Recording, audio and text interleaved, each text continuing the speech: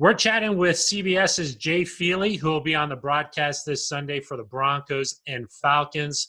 Jay, thanks for taking some time to join us. I know that you've done a lot of Broncos games this season. They've won 3 out of 4, including that crazy comeback last week. Does it feel like maybe they're turning a corner here?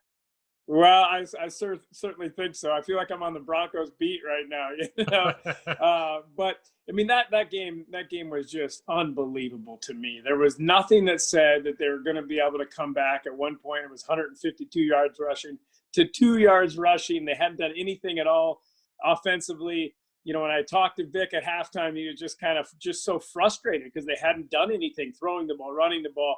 And I think the big play to me was Philip Lindsay and breaking off that run and scoring the touchdown. I think that just kind of opened things up. And then it became, well, if we get one more score, then it's a one-score game. And then you get that score, and then things begin to build, and you make plays. And then now you start throwing the ball a little bit better, and you start making plays, through the passing game. And all of a sudden, you're right in that game, and you come down and you get a score at the end. And, the elation and the relief on Drew Lock's face afterwards when I interviewed him was very palpable. Like, he was like so excited, but at the same time, very relieved that they're able to come back and finally do something in that second half. And, I know that there was a bunch of guys in that sideline that weren't happy with the boos in the stands in that game. But, I've been there. That's just part of football.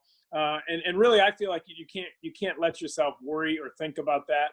You go out and you do your job, and it's really about those guys on the sideline. They were celebrating like crazy after Hamler caught that touchdown. I was wondering, though, as a former kicker, people sort of forgot about that extra point. I mean, what do you think was going through Brandon McManus's mind there? Well, there's a couple of instances in the NFL where crazy big plays have happened.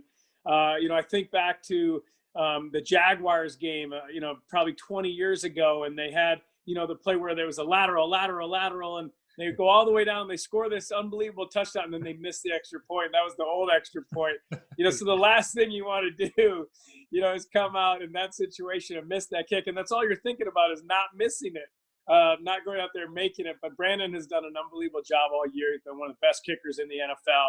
He signed that contract in the offseason. I know I always felt when your team showed faith in you and they believed in you and they gave you an extension, it really helped me to go out and play my best and just have fun and not worry about it. And I think you're seeing that with Brandon.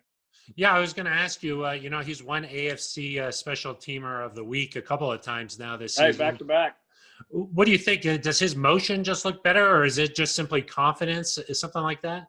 I think it's probably a combination of everything. I think he's confident. He's secure. He's been there a long time now. He's a veteran in that locker room. The coaching staff knows him. Management knows him. The fans know him. He knows that stadium really well. The longer you play somewhere, the better you know it, the more comfortable you feel. I watched him go back to 69 yards in warmups, no problem, before that game. I was hoping he'd get one before half. I know he was hoping he would get a long one as well. And at some point, I would not be surprised to see him break the NFL record.